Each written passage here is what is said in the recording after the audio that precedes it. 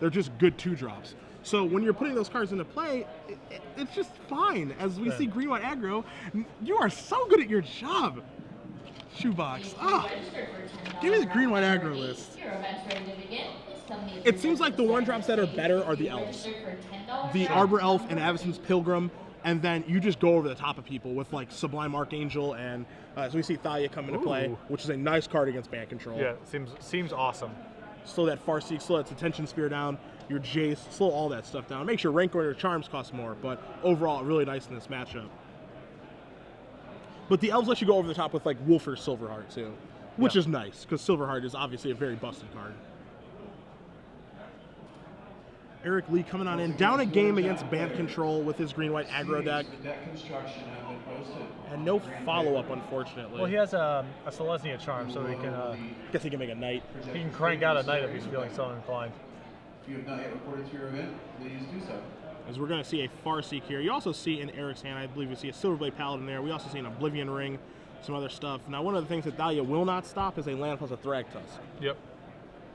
Eric Lee on the Mercadian Mass Block constructed mana base of just forests and plains. Keeping it honest. Yep. There are some Sun Petal Groves and some Temple Gardens looming. There's also one Gavany Township, a card I'm not a very big fan of in these green-white aggro decks. That's surprising to me. It seems like with all your birds and elves, it's a pretty natural combination. Now, there are 4 Avacyn Pilgrims and there are 3 Arbor Elves, but then the rest of the guys are just all big. You're not really a token deck. You're not Lingering Souls. You're not Gather the Townsfolking. A card that I've seen and I've liked a lot more, and I've had much more success in that spot, is Rogue's Passage. And that's the unblockable land. Because you just want to get your Double Striker through, you want to get the guy that's paired with Wolf or Silverheart through, or your Sublime Archangel with all the Exalted triggers. Yep. It's weird that Gavany Township isn't that great, as he does have one. Eric has his one copy in his hand right now. Yeah, it's hard for me to imagine a world where that card's not good enough, but I'm no expert with these decks, that's for sure. As we are just going to see an Arbor Elf here for Eric. He is missing a white mana, so he can't play Silverblade Paladin, and the rest of his spells are looking to be rather difficult to cast because of Thalia. Yeah, he's pinned down by his own Thalia a little bit. He has like Oblivion Ring, Garruk Primal Hunter. Yeah, he has a Garruk Primal Hunter that's going to cost 6, so he needs to draw a land to be able to even cast it. Well, he can at least start townshipping. That's true. Yeah, that's true. You know, which actually seems better to me in a lot of ways, because you're not, you're also minimizing your exposure to Supreme Verdict. So Owen just passes his turn back. He does not play a 5th land. As we see Eric draw a Rancor. Now, of course, buyer beware, because Restoration Angel is available here. Yeah, yeah. It looks like. Do you like this better than just saying go? For who, Eric? Yeah. I would play Rancor this turn. Okay. I'd play Rancor on Thalia and serve in. It's pretty no muss, no fuss. If he does play Restoration Angel, it can't block, and if something goes like horribly wrong, I don't think there's a ton that can go horribly wrong here. I could be wrong though. Why would you just want to pass? Why are you inclined? Just township. Just it's more efficient. Like feels like more efficient use of your mana. Okay. As we are going to see Restoration Angel here. Like you give up how much? You give up 3 points. You give up some points this turn. You make some of it back by Rancoring next turn. We're going to see Detention Sphere.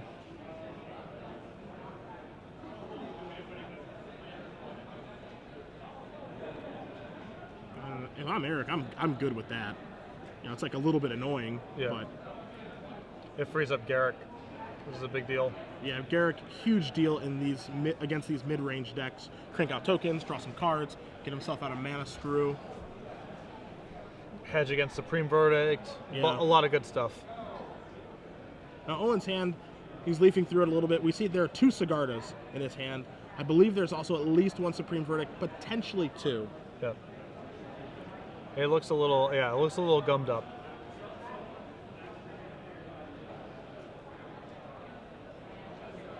And now right now you see Eric considering attacking with Restoration Angel. But he's going to hold his ground right now. See, he locks it on Smiter here drawn. Sure. Bonk.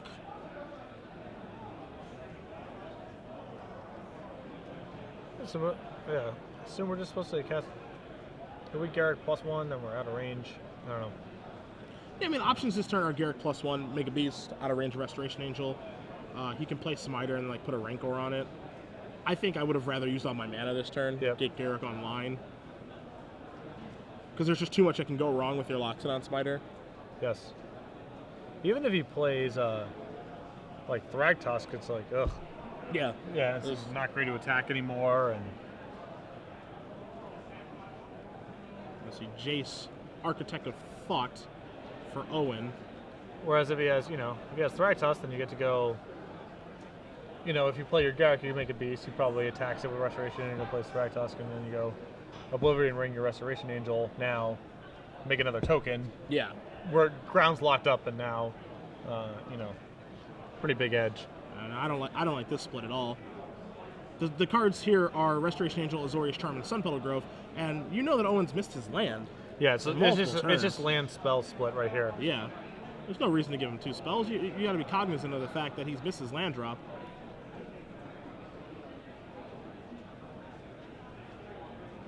So he's going to see Azorius Charm put on the bottom here.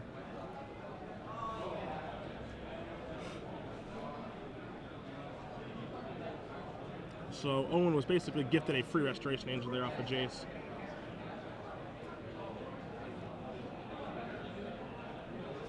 We'll see another Loxodon Smiter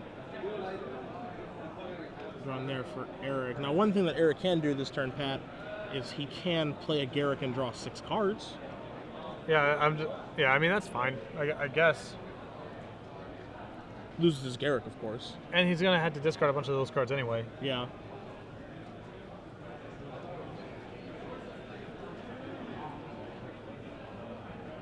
I suppose we're probably attacking Jace here.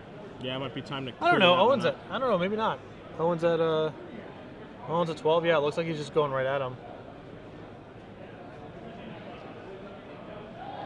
This is pretty dangerous territory.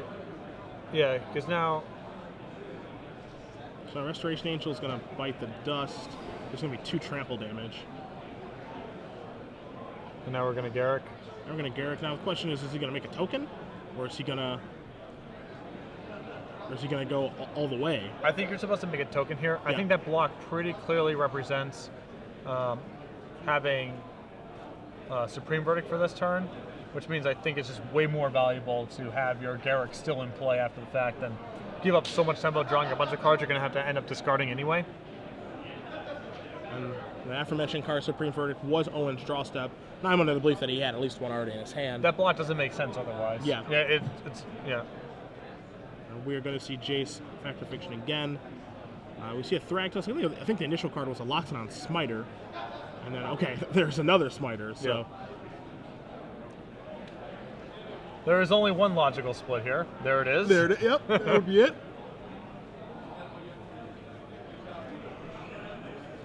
Smiters go bye-bye.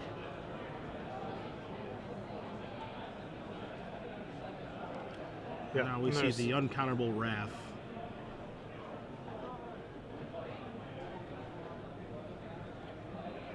So if you're Eric, you still feel as though you're in you're not in great shape, but you're still in pretty good position. Oh, for sure. So we're going to see Owen discard Sigarda for his discard steps. Does have 7 cards in hand, and it's 7 spells.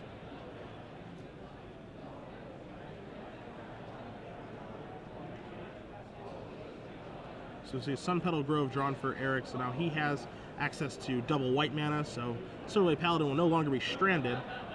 And we know he has an Oblivion Ring and a bunch of other things in his hand. It's just all about now sequencing the spells in the correct order. Got to get them out of your hand and start attacking. Yeah. And just, minimizing, again, with the Tension Sphere, with the Tension Sphere thing, it's not like you can guarantee that you can lean on Garrick the whole time. So, yeah, I mean, a lot of it is just like, how do I use my resources efficiently? Also, how do I minimize my exposure to something like running Rats, or like put a Terminus off the top plus a Tension Sphere, that sort of stuff. Yeah. As we're going to see Smiter with Rancor again, and now Eric is going to draw 6 cards. Sure. 2, 3, 4, 5, and 6. So now he's catching up with Owen in the cards race while still having a good board presence. Yeah. So, you know, we have another Rancor in our hand. Oh, easy, easy. Played Sunflower Grove this turn.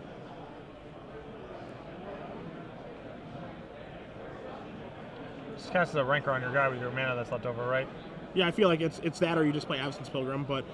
Oh, sure, yeah. Sure. Yeah, those are the two things that he can cast this turn. I feel like putting another Rancor on your guy and just having a giant threat in play, forcing him to either, you know, de-sphere it, something like that, is perfectly legit. I guess you have access to that next turn. It's less information for him to work with if you don't cast it.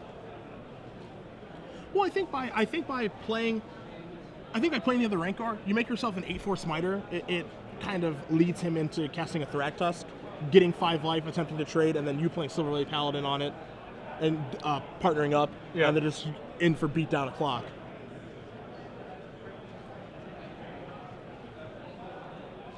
This way, there's 2 guys on the board. I feel like Owen now that there's 2 creatures on the table, maybe more likely to cast Supreme Verdict.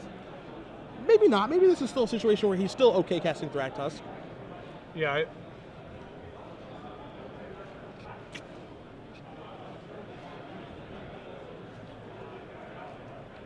Like, if you're gonna play Thragtusk and block, and then have to probably Wrath anyway the next turn, you might as well Wrath straight away. Yeah.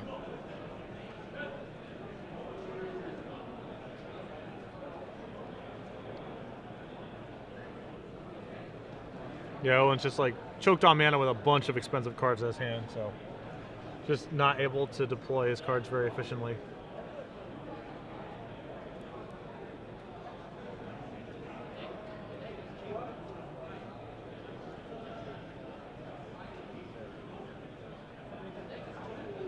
So Owen, ton of cards in his hand, a lot of options here. Yeah, but he can't. He just needs to find a way to be able to cast 2 spells in 1 turn. Yeah.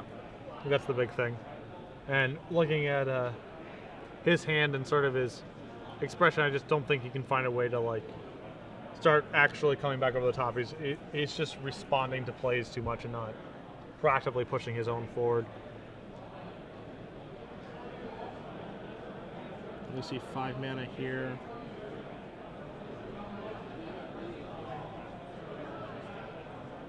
I mean, it's very, very appetizing to play a Thragtusk here, but I also think he really needs to set up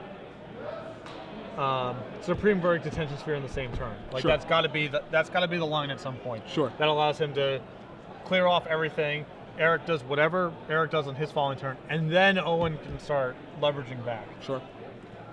Playing Thragtusk there is so easy to do. The problem is like that now this should be the turn where he just takes the old kick in the face of Sublime Archangel, plus Silverblade Paladin. Combo up. deck. Yeah. That's gotta be. I'm not counting, but that's lethal, right? Yeah. Like super lethal. I'm not a math major, Yeah. but that's a bit of a combo. Yeah. So that's 4, 5, 6 million approximately. All right, game 3. How does it warm your heart when you just see this collection of green and white creatures overpower a bunch of Raz and Thragtusks and Planeswalkers? I made a career out of it, Sure. so it makes it great to watch. Yeah. Just pacing a game against a control deck with Ravs, and I didn't have to play against Thragtusk back in the day, but There's different horrible stuff going on. yeah, there's different horrible, similar, awesome creatures or Cruel Ultimatum and stuff I had to play against, and I never really I don't mind playing against these kind of decks with an aggressive deck, especially with the tools that these aggressive decks have. Rancor, Silverblade Paladin, Sublime Archangel.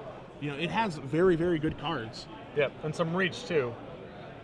Not reach in the conventional, burn sense, but definitely the ability to punk someone out from a pretty high life total. Yeah, and an aggressive deck to me is basically what we said about a good aggressive deck to me. Excuse me, is basically what we said with the red deck that Travis is playing.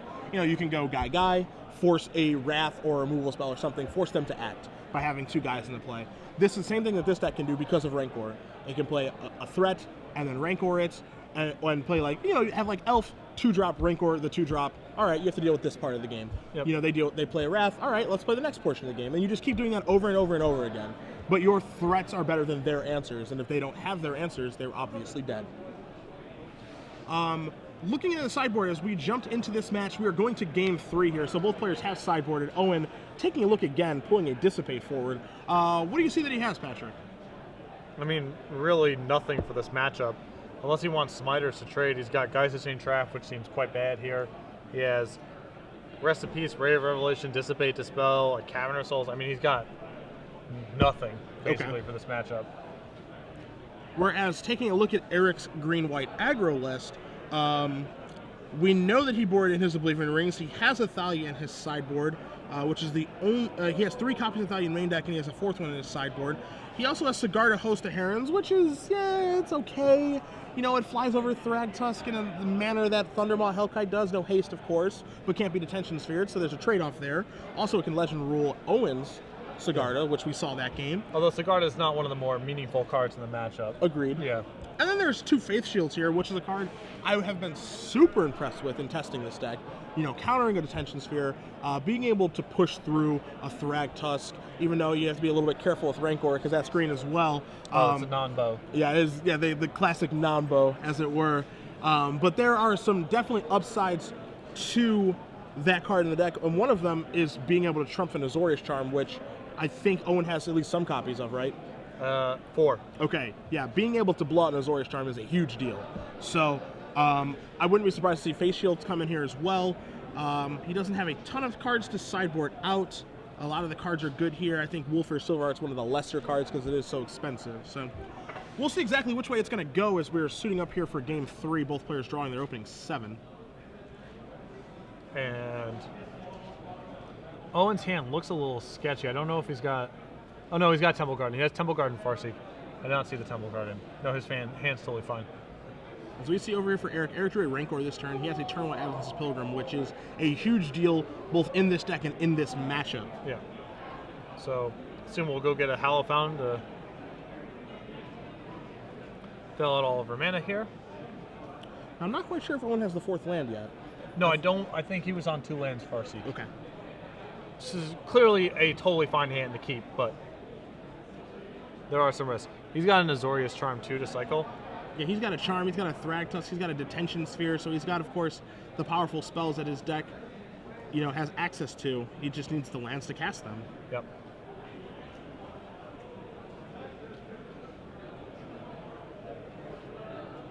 So, we untap and draw. We just drew a Strangleroot Geist. We did. Pretty good. Yeah, not a bad draw. His Temple Garden's going to come and play on tap, knocking Eric down to 18. Eric has the option so he can play Silverblade Paladin, he can play Strangleroot Geist. He's going to opt to do that. I like this. Yeah. Again, trying to advance your board state, advance like your clock, without walking directly into the maws of a Supreme Verdict. So we see Sunpetal Grove peeled off the top for Owen. Going to be able to operate. Problem here for him is he has a Jace Architect of Thought in play, but only 1 blue.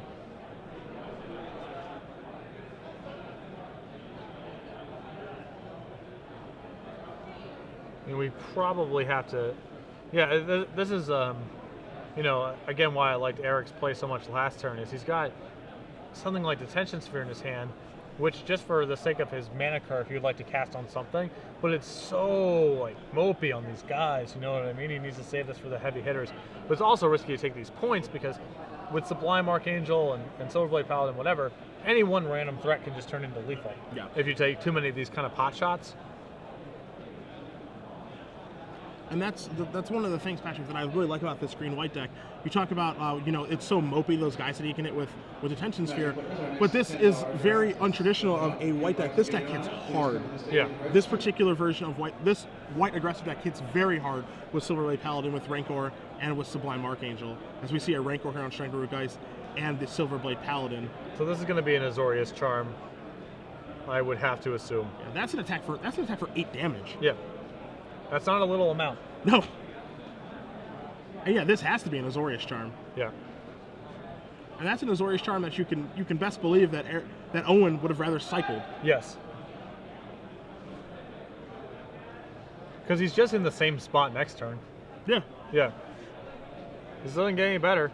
As he draws a Sigarda, Host of Herons this turn, a card that he can't cast. Now we had to, like, detentions. Yeah, it's like, these trades are all so, like, just so marginal. We're going to see a Plains here. Yeah, Sublime Archangel as well, but I assume we're just going to Rancor, just keep ourselves, you know, as protected from Supreme Verdict as we reasonably can be. And then Sublime Archangel is an option for us if he's ever in range. Yeah, if the window's ever open, yeah, just closes it immediately. As we see Owen draw another Detention Sphere.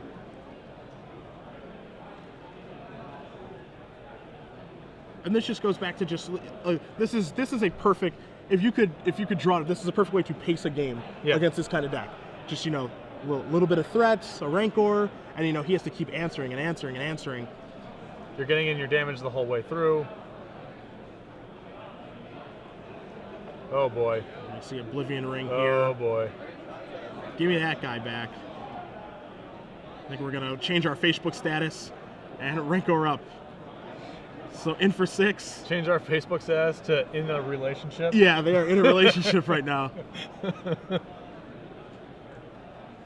And so now Owen is facing down a lethal attack. He is fortunate to draw the 5th land here. Options between Sigarda, Jace, Architect of Thought, which is one of the bad ones. Yeah. And then Thragtusk, which is a fine one, but again, how good is Thragtusk here?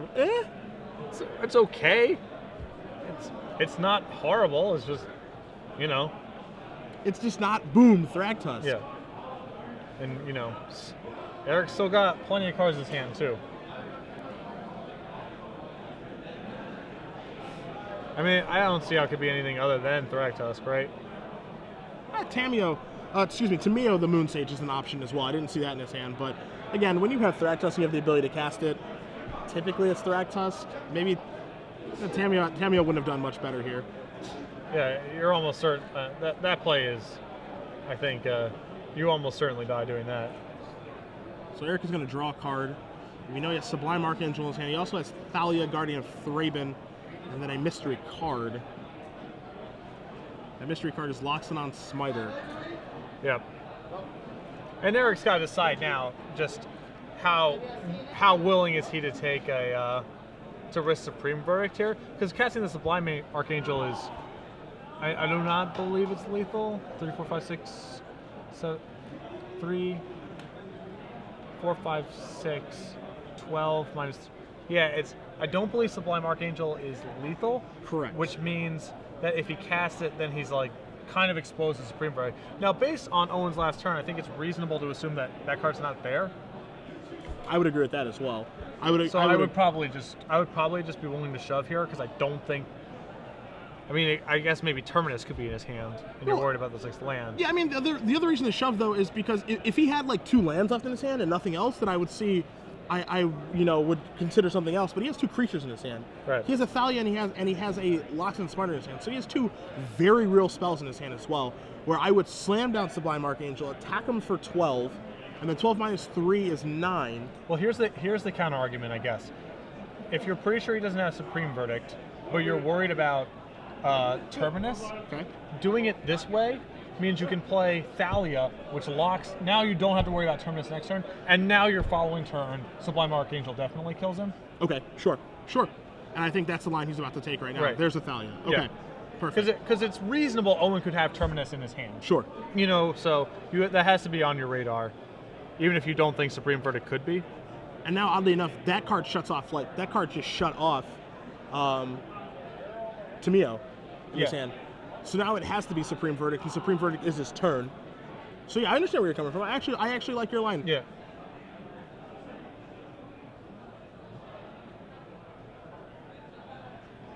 Owen draws his card. It is a bit of a mystery.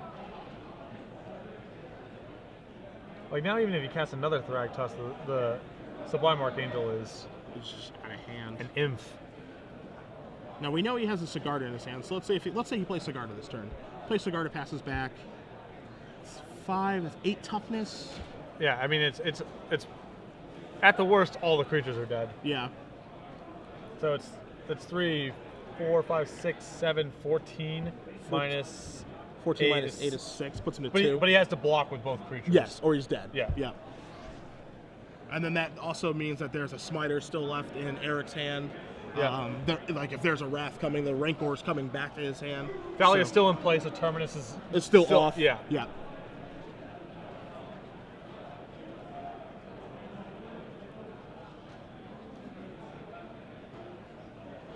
considering a few things. Eric keeping the Pilgrim and the Paladin next to each other, saying we're still in a relationship. Things haven't gone sour yet. Yeah, we're still bonded. She didn't find my Nickelback CD yet, so we're still together. All right.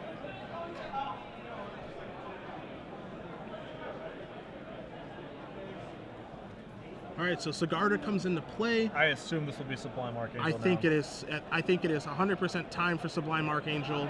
There's the Temple Garden.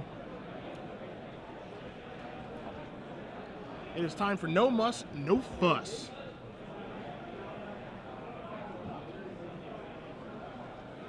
Still thinking here. I mean, again, if I'm in Eric's position, I just don't believe that Supreme Verdict's in his hand.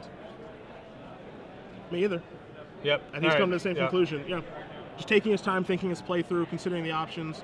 You get the 4 Exalted triggers here. It's going to make Avacyn Pilgrim to a 7-power double-striking trample creature, which is, like, fine or whatever. It's not like anything great. It's okay. It's all right, I guess.